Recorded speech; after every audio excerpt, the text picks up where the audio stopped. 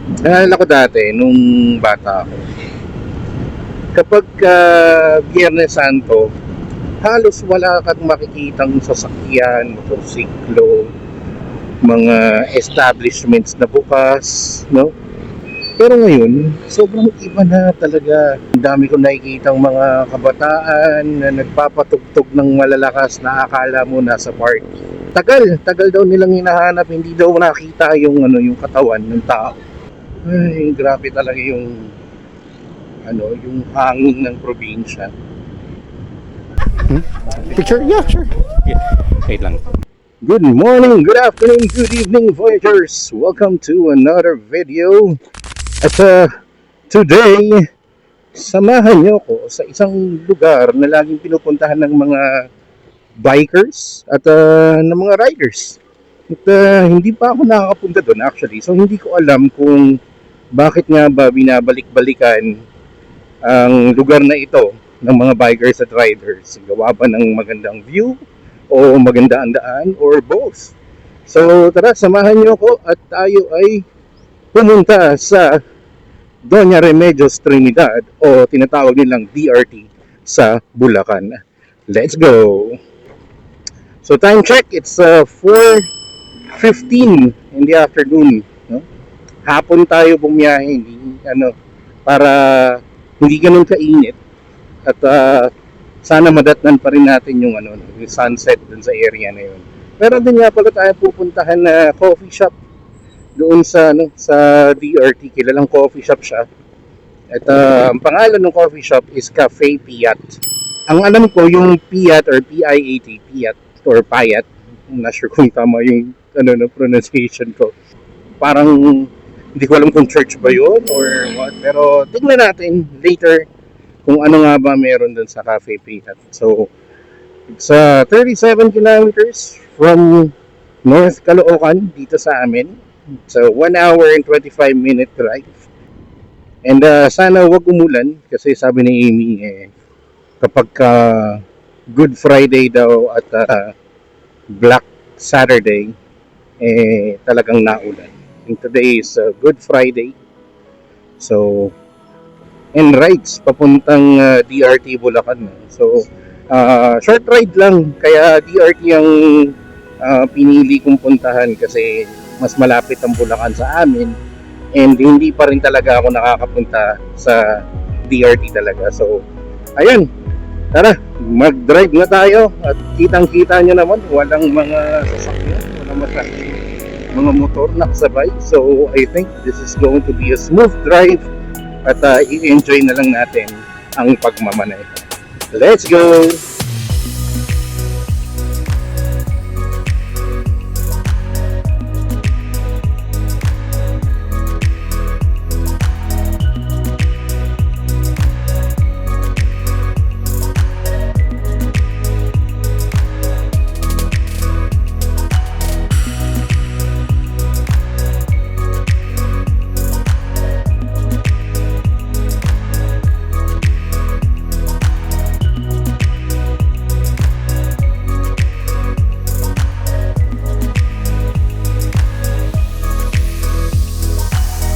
So since solo biyahe tayo ngayon, no? Ako lang talaga mag-isa, hindi na sumama sa Amy kasi may iba. So meron siyang gagawin. So ako lang muna mag-isang bumabiyahe and naisip ko lang i-on ko yung yung lalamove app ko. Kasi baka malay mo, merong booking na papuntang Angat tapos malapit lang yung pick up o kaya papuntang Doña Remedios mismo. What if, no? Ewan ko magkano mabayaran nun. Pero definitely, kung merong ganong booking, tapos nakuha natin, bayad na yung natin, bayad na yung panggas natin, di ba? Pero hindi ko dala yung lalabag. So, kung sakali man, maliit lang na item na something na pwede isabit or dito sa may, sa may gulay board, no?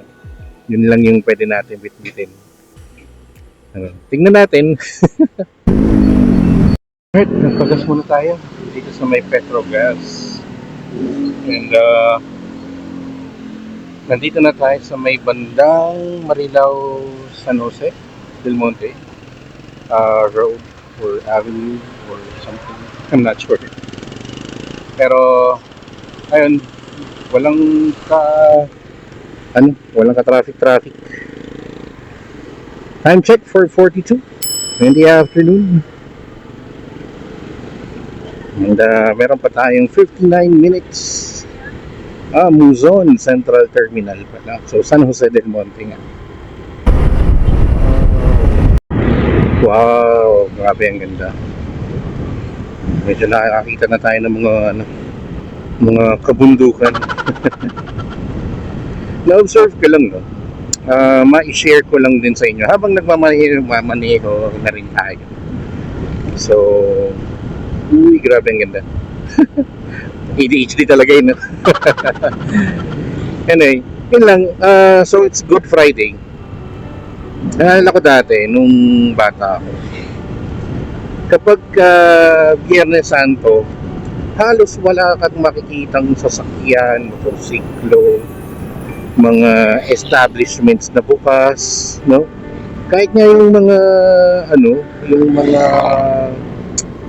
what do you call this, yung mga fast foods doon sa amin before, sarado yung mga yun kapag Biyernes Santo, at least some of them. Pero syempre, meron pa rin yan, katulad ng mga ng mga Jollibee, yung mga yan, open pa rin naman sila. Pero syempre yung yung mga parang meron silang Holy Week special or Lenten special. Tapos yung mga ibang tindahan sa amin, sarado talaga. Bawal magpatugtog ng malakas, bawal magpatugtog ng mga yung mga literal na pang party or yung mga rocks, bawal yung mga ganun kasi papagalitan ka.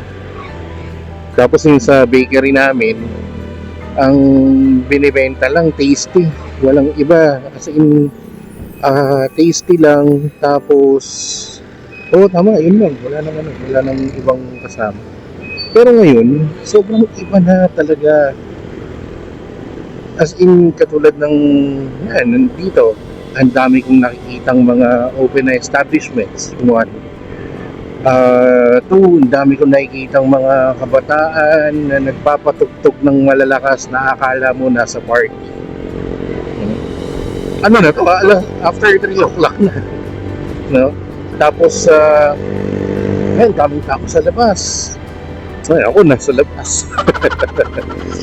Pero, yun, yung panahon ngayon, sobrang iba na talaga. Kasi, talagang before, you will feel na parang bakit ang lungkot ng ang lungkot ng panahon or what, kasi patay ang Diyos. Pero ngayon it's totally different. So yun lang na na-observe ko lang. Saan po ba kayo pupunta?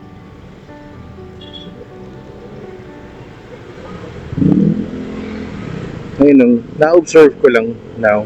So ewan ko kung nakakalungkot ba or talagang sadyang nag-iiba na lang ang panahon. So nandito na tayo sa may, hindi ko alam kung nasaan na ako. Pero St. Joseph the Worker Church. St. Joseph the Worker Church. Siena College of San Jose, SJTM nga, San Jose del Monte. Alright, so 4:48 p.m. Still have about 52 more minute drive papuntang Cafe Piaz sa may Doña Remedios Trinidad.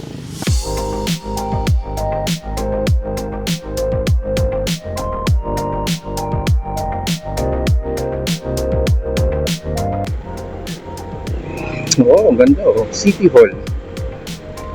Ano City Hall to? San Jose del Monte Government Center. Oh, wow. It's nice. Grabe. Ang tataas naman. Grabe naman yun. Literal nagising ka talaga kapag doon po dumaan. Alog na rin yung kaluluwa mo.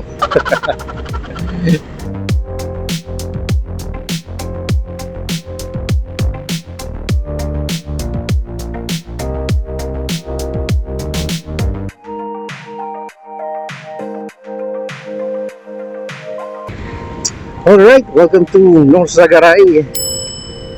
At time check, it's 4:55 in the afternoon. Meron pa tayong 44 minutes drive or 21 kilometers. Oh, malapit-lapit na yun, 21 kilometers.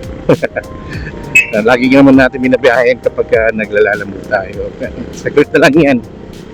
And dito sa mga Sagaray, may pinuntahan kami dito ng kumpare ko before. Bigte yata ang pangalan nun. Basta ano siya, river. Tapos ang sinasabi nila ano daw, hindi man haunted yung river. Haunted ba o enchanted? Parang ganun. Basta meron daw kwento doon na basta parang may nangahatak ng paa sa may bandang gitna nung river. Kasi meron daw meron daw instance or merong kinikwento sila na marine or sundalo or basta something na nasa armed forces.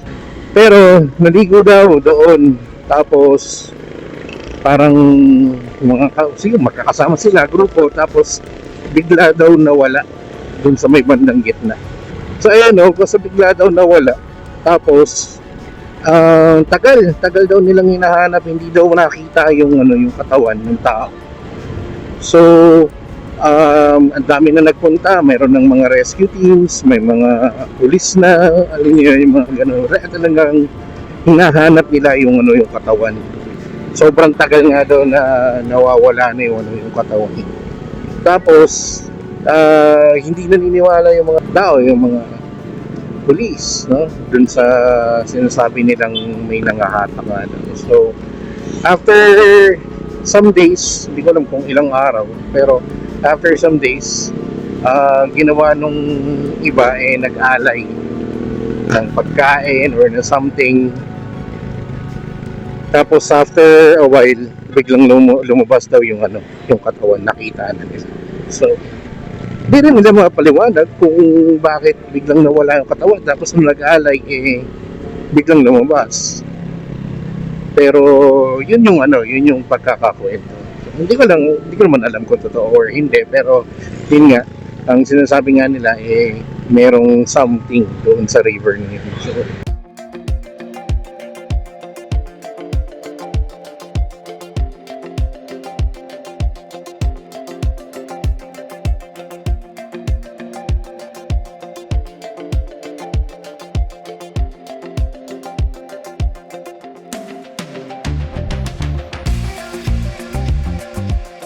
alright, time check, 5:05 in the afternoon.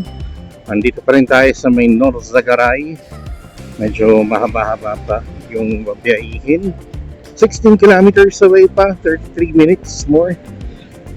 At sana madaanan natin dito yung bridge na mahaba. I think dito yan North Sagaray yun if I remember correctly Pero hindi ko lang kasi sure kung madadaanan ba natin yun or kung ano man yung pangalan ng bridge na yun. Basta napuntahan yun ng mga kasama namin sa Club Mazda before. So wala lang, ganda lang din ng bridge, malawak, mahaba, tapos malalim. Malalim yung sa ibaba. So ayun, and again, tayo chill ride lang, averaging ng 40, 50, 60, 40 to 60 lang ang tinatakbo natin. Hindi naman tayo makakapagmadali nandito kasi nga syempre residential area. Tapos hindi na naman tayo nagmamadali, literal, takbong chubby lang tayo syempre. And speaking of takbong chubby, dun sa iba na gustong mga videos katulad ng mga Lalamove adventure videos natin, please do like and subscribe our channel, isang channel natin na Takbong Chubby Motovlogs. with double S. No, yun. So, lalagay natin sa description yung link. If you can, please do subscribe. Pa-share na rin ang ating channels. And doon sa channel na yon, ang ginagawa lang natin doon is yung ating Lala Move Adventures. Kung saan tayo napupunta. Ano ba ang usually na nangyayari sa mga Lala Move riders. And mga surprises na mga packages na pinapadala ng mga customers or clients natin. At syempre kung saan din tayo mapapadpad doon. So kung trip ninyo yung mga ganong tipong videos, please do comment, like, and share, and of course subscribe na rin dun sa Takbong Chubby Motovlogs. Alright? Alright. Welcome to Angat. Alright. Nasa Angat na tayo. Malapit na tayo. At least, as far as I remember dun sa, sa mapa, may kakananan na tayo tapos papasok na ng Doña Remedios. Wow, look at that, guys. Alam, dito tayo.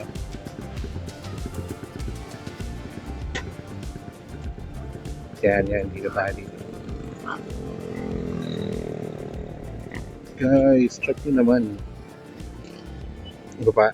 Tayo sa glitch. Wow. Grabe, napakaganda. At napakaganda rin ng ilaw. No? Yung lighting. Sa likod kasi yung araw. So, sobrang ganda. Yan na natin. Tingnan natin kung mapipicture natin si Pughak. Yan, dito tayo.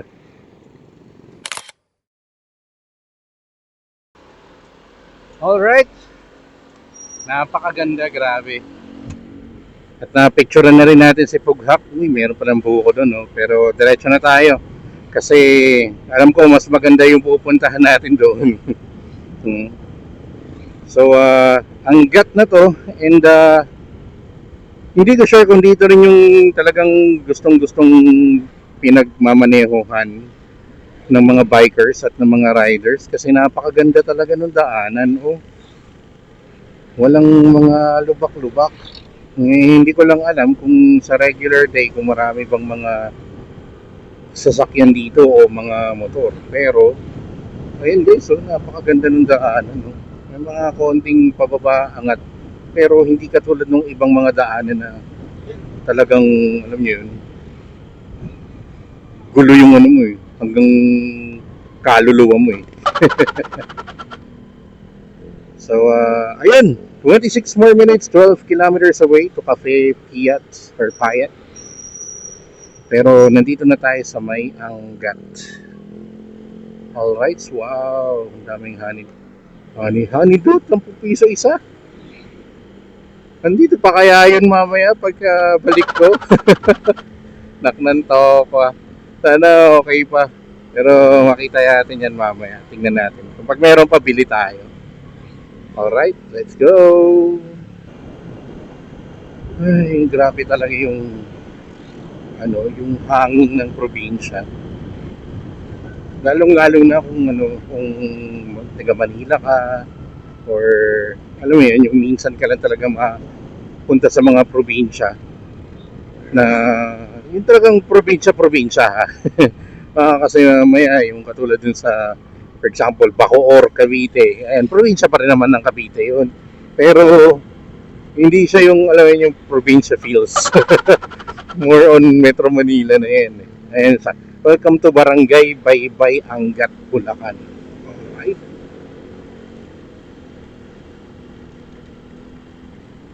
Medyo mukhang paahon yata ang daanan mula dito.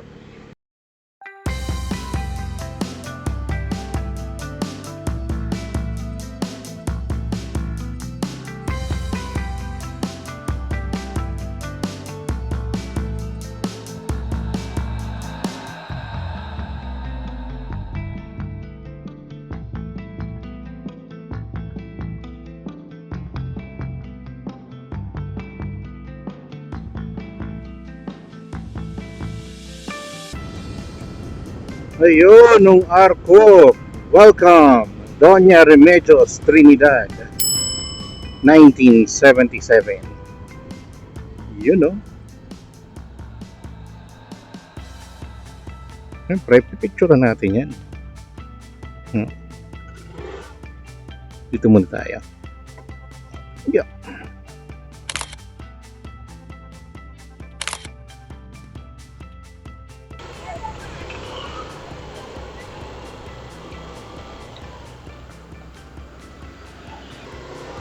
Alright.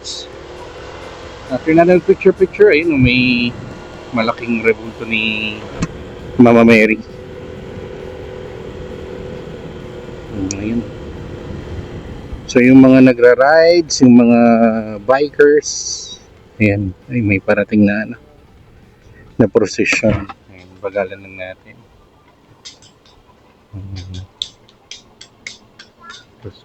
Mukhang mahaba-habang procession to, oh. Yun. Napakadami.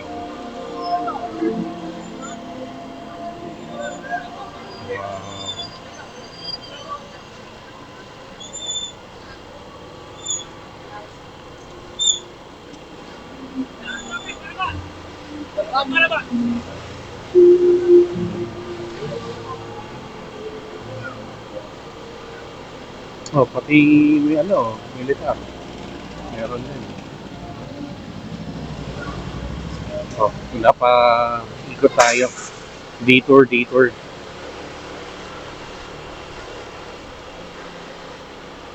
By the way guys, no, yung sa mga pupunta dito na dito na SIM card, walang signal yun dito. Ayan. So, mukhang medyo matagal-tagal yata to. Dapat nga yata talaga kumain muna ako doon sa baba. Tayo dun sa may detour. At nandito na ulit tayo sa may main road. So habulin na lang natin para sana maabutan pa natin ng sunset doon sa may taas. So 6 more minutes bago tayo dumating ng Cafe Piat. That's about 2.5 kilometers away. Pero mukhang dire-diretso na rin naman. So I hope na hindi na maging problema. Dito tayo sa may kanan.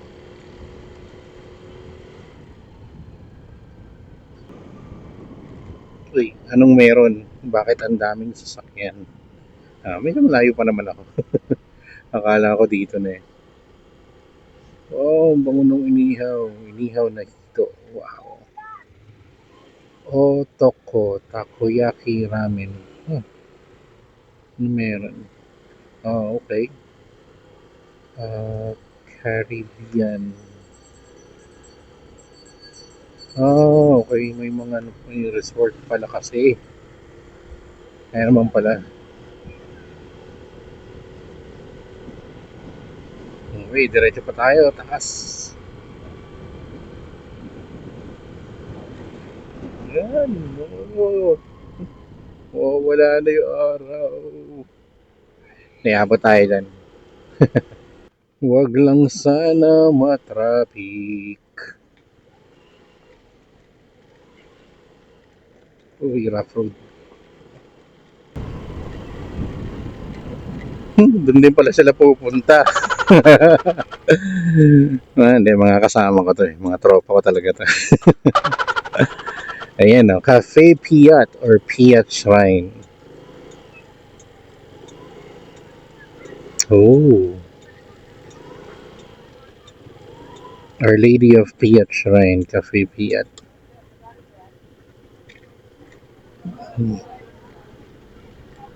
Oh my God, daming tao. Holy crap.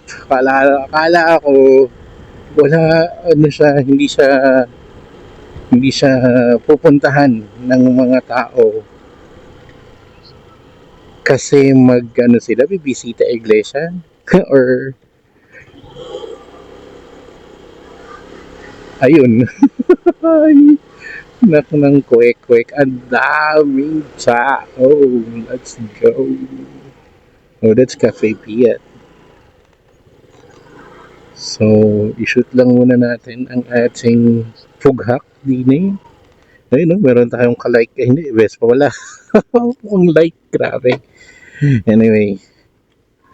Alright, welcome to Cafe Piat and Mother Shrine something. Ayan, Our Lady of Piat Shrine pala. Our Lady of Piat Shrine. So, dito yan sa may DRT.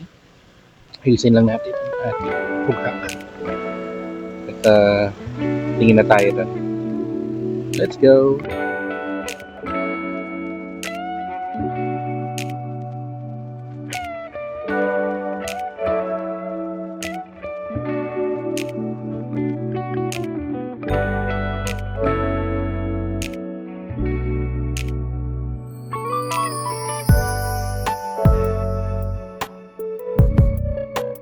Alright guys, so nandito na tayo sa may Cafe Piat and hindi ko sure kung makakapagkape tayo kasi ang daming tao talaga, as in punong-puno. Kung makikita nyo, ayun, punong-puno yung taas, pati yung dito sa may baba. So I'm not sure kung waiting ba or what not, pero kung sakaling waiting, wala namang problema. Kung hindi tayo makapagkape, wala rin namang problema. Pwede tayo bumaba dun sa may mga kainan dun sa may tusok-tusok sa baba. Okay na ako dun, pero medyo nagugutom na rin ako. Pero may nakita akong part dito, mukhang mas maganda yung view, which is, ayun na guys, sakit lang tayo dun. Tingnan natin kung anong itsura dun sa taas. Alright, tara, akit tayo.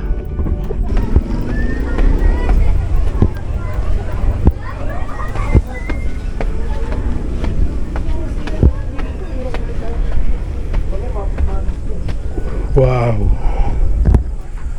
oh my gulay, look at this.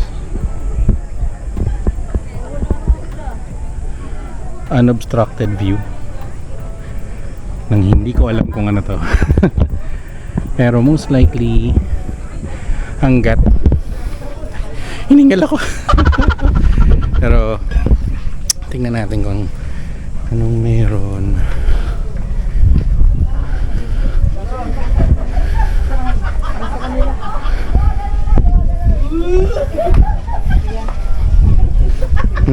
Picture? Yeah, sure. Yeah. Wait lang. May nagpa-picture lang. Hindi sa akin na, as in, kinuha ko yung camera and let's nagpa-picture. Anyway, ayun siya. Kita nyo. From the top. And then, pag tinignan nyo dito, isa lang yung may color green. Doon. Na bag.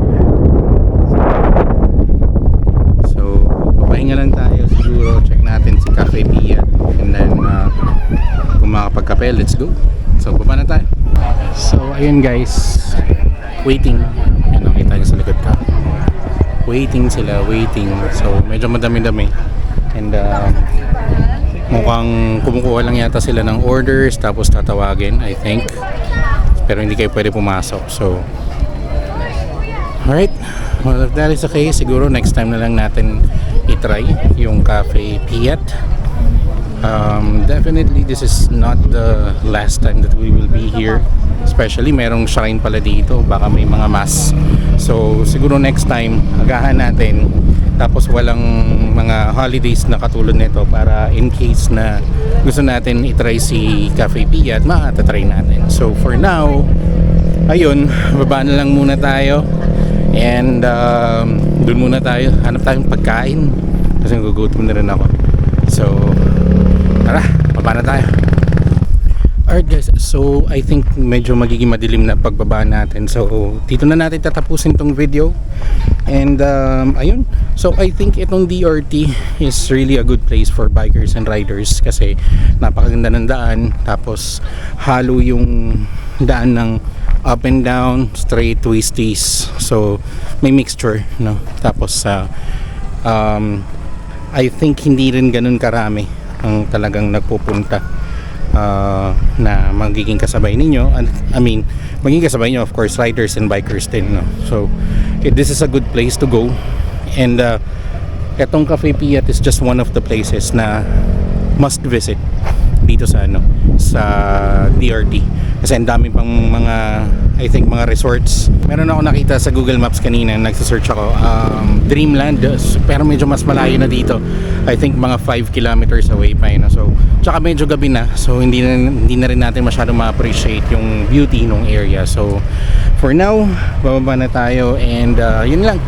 So again, thank you for watching this video, and if you haven't subscribed to this channel, click on the subscribe button, click on the notification bell para updated din kayo sa lahat ng videos natin, food, travel, motovlogging, anything. Now, and of course, I would like to also promote yung isa nating channel for Lalamove Adventures. Again, kung kayo'y mahilig sa mga videos na para malaman niyo kung ano yung mga nangyayari sa everyday life ng mga Lalamove rider, subscribe na rin kayo, Takbong Chubby Motovlogs. Lalagyan din natin sa description yung link ng channel na yan. Alright, so again, this is Jason. Thank you for watching this video, and before we end itong video na to, gusto ko lang sabihin sa inyo na do what you love, go where you like, with Kim Ko Like. Ayun. Alright, again, this is Jason. Thank you for watching this video. See you in the next one. Peace out.